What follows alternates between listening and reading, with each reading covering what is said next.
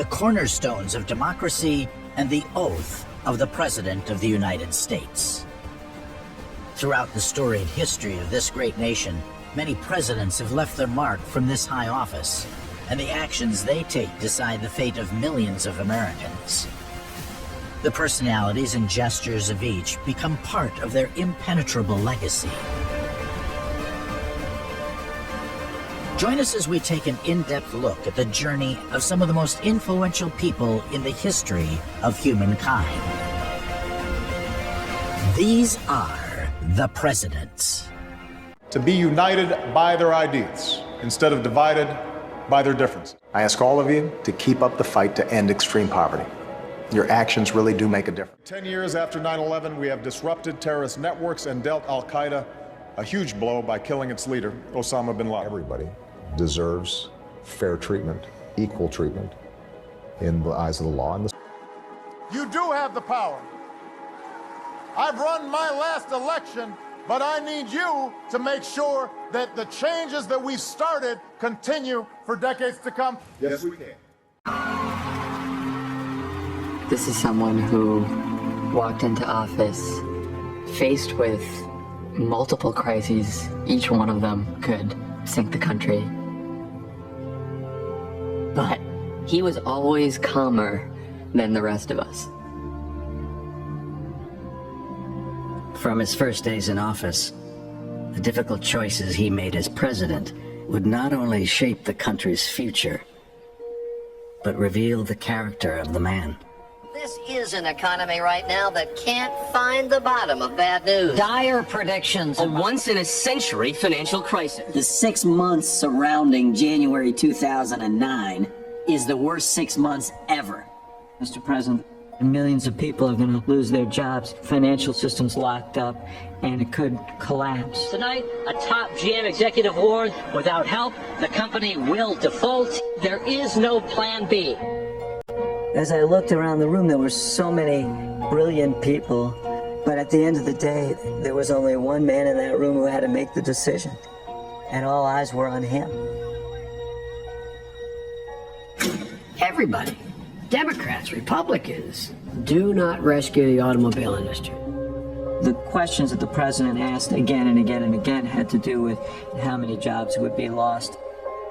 Whenever folks were arguing about numbers and politics, he was always the one who brought it back to people. It'll be a cold in hell before he socializes my country. Rahm Emanuel came to him and said, "You're going to have to pull the bill, because if you push this legislation, you will lose in 2012. He knew there'd be somewhere between 10 and 30 million people who would not get health insurance. Millions of people were being discriminated against by insurance companies. You hear people more worried about the politics of it than what's right and what's wrong. I want you to think about the millions of people all across this country who are looking for some help. He's thinking to himself, if I decide not to push forward, what do I say to all those people? He hands me the speech, and he doesn't look up at me. He was too emotional. He wanted to ban assault weapons, he wanted to limit magazine sizes, and he wanted to impose a universal background check. Well, all three of those concepts are going to be on the floor of the United States Senate for a vote, and they're all going to lose. Congress literally does nothing. That's the closest I came to feeling disgusted.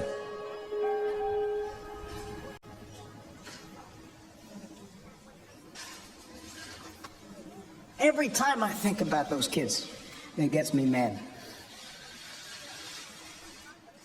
And by the way, it happens on the streets of Chicago every day. There's a part of him who thinks, I am in the most powerful office, in the most powerful country on the planet, and I can't do anything to erase what just happened. We gather here in memory of 20 beautiful children and 6 remarkable adults. They were mothers and fathers, they were husbands and wives, and sisters and brothers, sons and daughters, friends. He thinks of it in terms of if we're his son, his daughter, his... The sound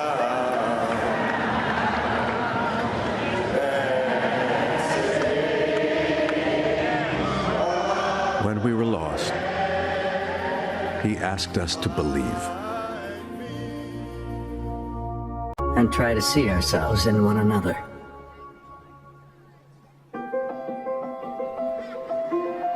And through crisis and challenge, he kept fighting to move us forward.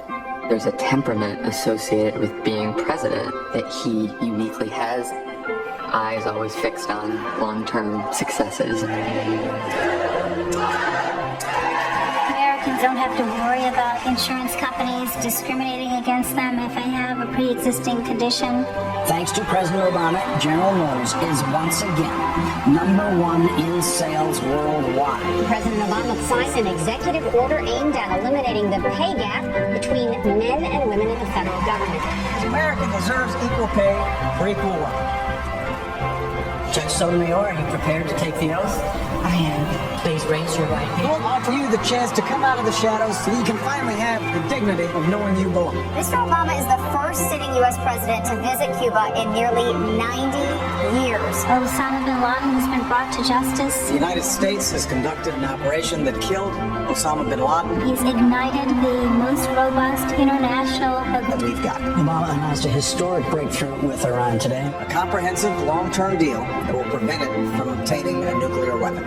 He has this deep conviction that at big moments when we need to, we can still come together as a country, and that out of a long political darkness, a brighter day will come. From the Supreme Court, we have read from the bench, there is a right to marriage equality. I repeat, there is a right to marriage equality.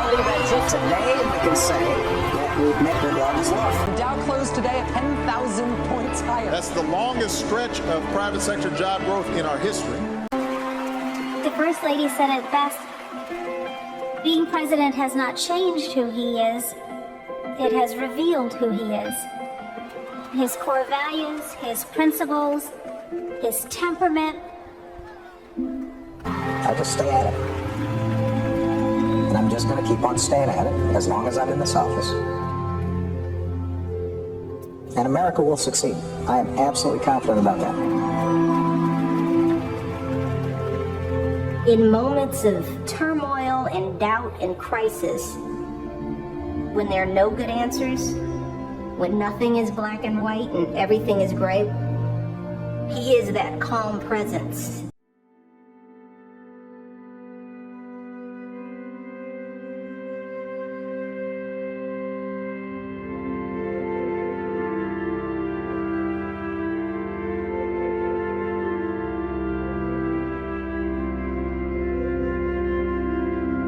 Over Georgetown, over Elo, over Russell. We might not have seen him take on Larry Bird in horse or lift up the sport globally along with the Dream Team. Yet MJ is still more than those moments.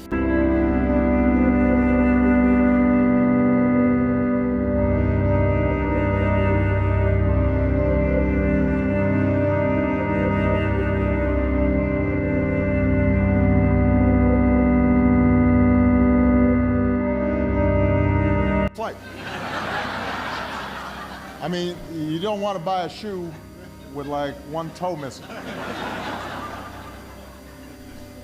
We may never have seen him switch hands in midair against the Lakers or drop 63.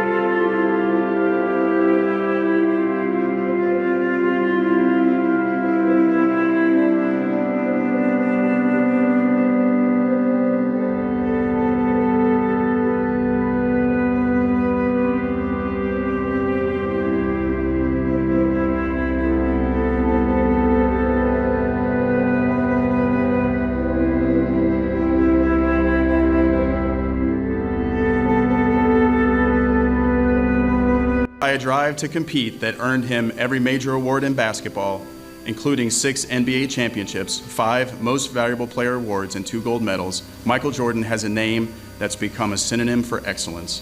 His wagging tongue and high-flying dunks redefined the game.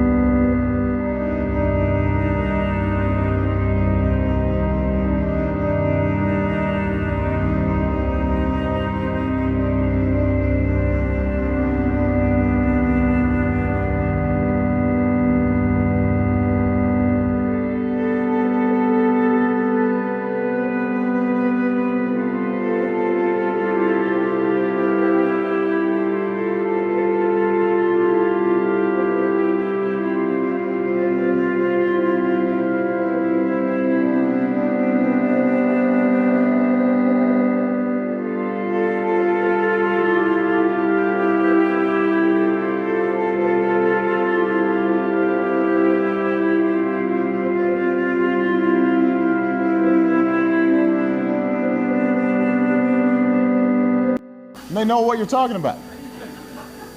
Because Michael Jordan is the Michael Jordan of greatness.